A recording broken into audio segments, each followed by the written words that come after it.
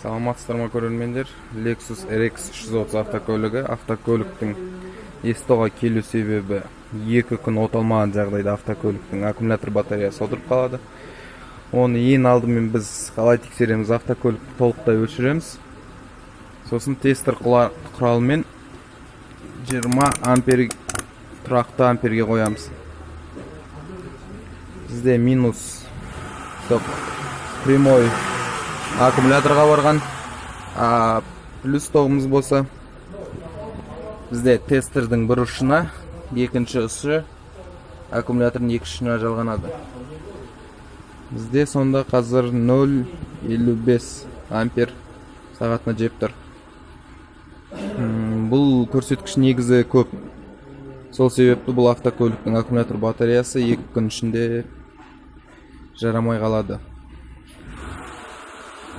Ең алдымен буну азайтуу үчүн биз предохранительди бір жылуудан баштайбыз.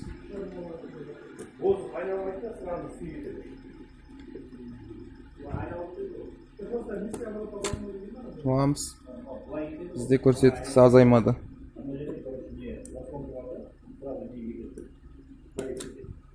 Осы ретпен көрсөткүчтөрдү жылып чыгабыз.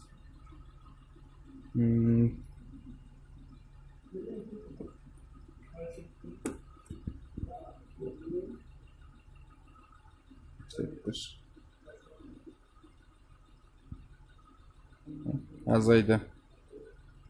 Бизде бул предохранитель автокөлүктүн ички освещениясына байланыштуу.